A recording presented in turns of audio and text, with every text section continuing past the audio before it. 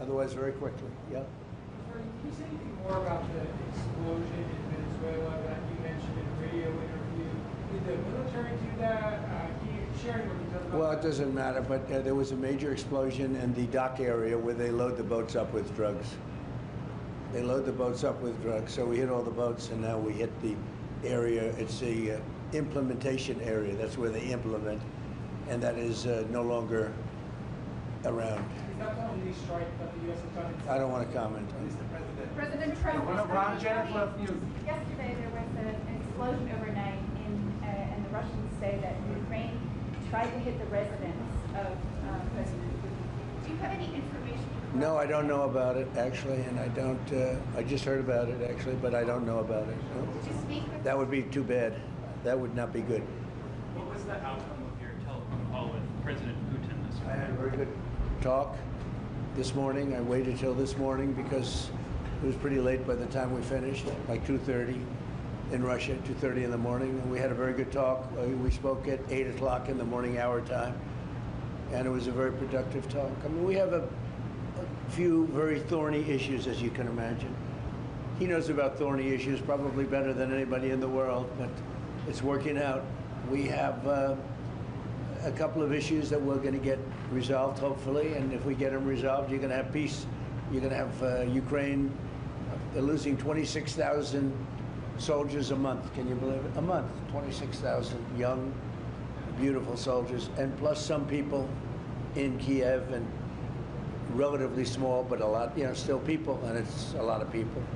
But 26,000 soldiers were killed last month. Yes, please. President Trump, are you going to allow Turkish forces, and do you expect Turkish forces to be stationed in Gaza?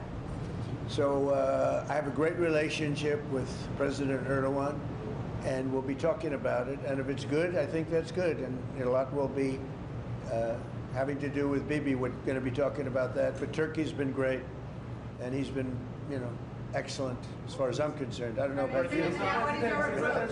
To me, he's been very good.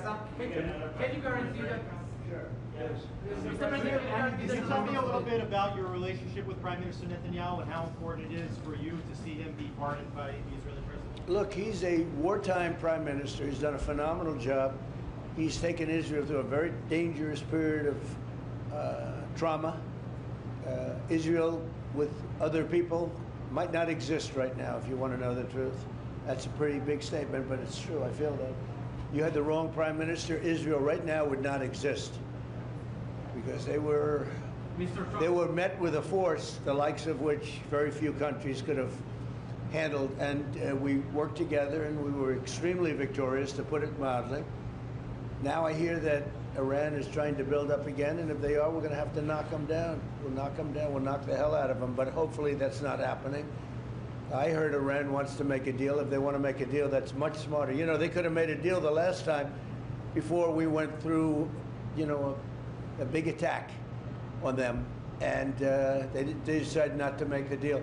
They wish they made that deal. So I think, again, they should make a deal. They want to make a deal, but sometimes that doesn't happen. Yeah, please. Mr. Trump, hi, Nadav Elimelech, 24 News Israel. Would you support the overthrow of the Iranian regime? Of who?